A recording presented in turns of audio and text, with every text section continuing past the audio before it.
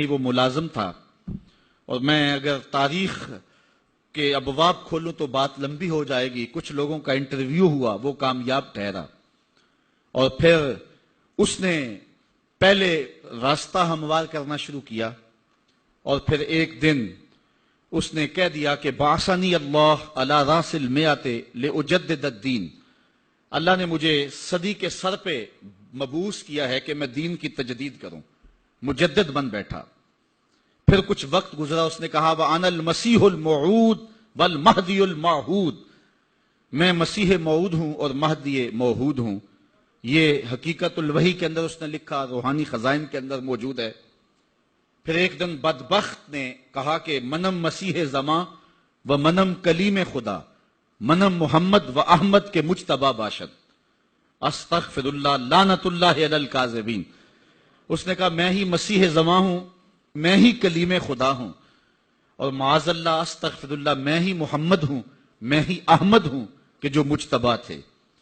اور پھر بدبخت آگے بڑھا اور اس نے انبیاء کی توہین کی، ذات باری کی توحید کی، اور کہا بایعنی ربی، میرے رب نے میری بیعت کی ہے. معاذ اللہ استغفر اللہ. یہ روحانی خزائن کے صفحہ نمبر 227 پہ اس نے لکھا.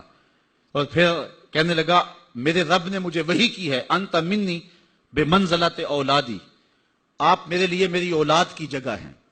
استغفر اللہ علی ذالک. پھر اس نے کہا ابن مریم کے ذکر کو چھوڑو، اس سے بہتر غلام احمد ہے. استغفر اللہ. پھر اس نے لفظ گھڑنے شروع کر دیے اور اللہ کی وحی اس کو قرار دینا شروع کر دیا.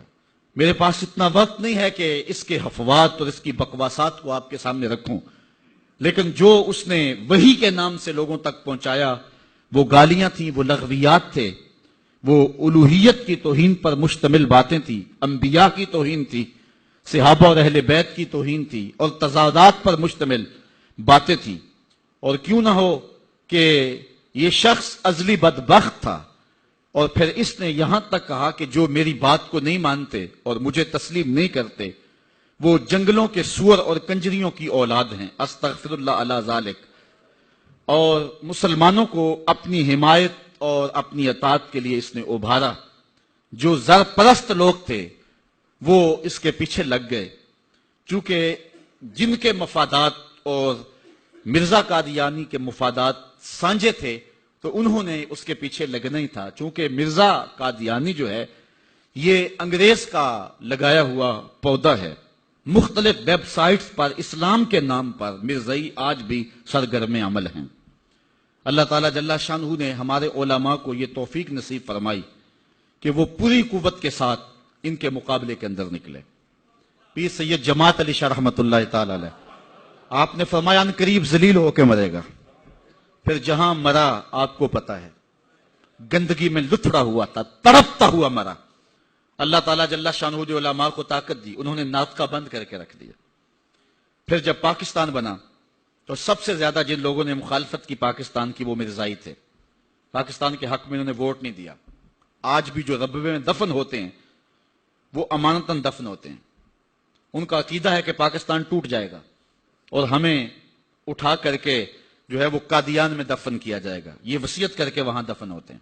جب بھٹو کا دور آیا 74 کے اندر نشتر کالج کے کچھ طلبہ مری جا رہے تھے، ربوے سے گزرے تو مرزائی غنڈوں نے ان کو جو ہے وہ سب و شتم کیا اور غوب و زود کیا، ان کو مارا، زخمی کر دیا. تو تحریک پھر دوسری بار جو ہے وہ مرزائیت کے خلاف اٹھ کھڑی ہوئی، جو کراچی سے خیبر تک پورے بانکپن کے ساتھ چلی. اللہ تعالیٰ رحمت نازل کرے علامہ نورانی کی قبر پہ. انہوں نے علماء کے دستخط کے ساتھ جو ہے وہ اسمبلی کے اندر درخواست جمع کروائی مرزائیوں کو اقلیت قرار دینے کے لیے، قرارداد پیش کی. اور پھر کیا ہوا، 3 مہینے کی مسلسل محنت. علامہ سارا دن اسمبلی کی کاروائی میں رہتے اور راتوں کو دور دراز علاقوں کا سفر کرتے اور جلسے کرتے اور ختم نبوت پر جو ہے وہ لوگوں کو ابھارتے. اور پھر مرزائیوں کو بھی بلایا گیا، صفائی کا موقع دیا گیا. پھر ایک وقت آ گیا کہ حکومت مجبور ہو گئی.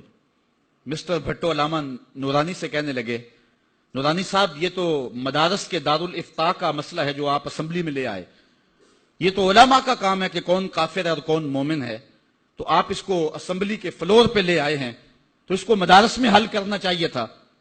تو حضرت علامہ نورانی نے جو جواب دیا وہ بڑا خوبصورت تھا۔ فرمانے لگے بھٹو صاحب مجھے ایک بات بتا دیں، آپ منتخب وزیر اعظم ہیں، اگر آپ کے مقابلے میں کوئی کرسی بچھا کے بیٹھ جائے تو آپ اس کے بارے میں کیا رائے رکھتے ہیں؟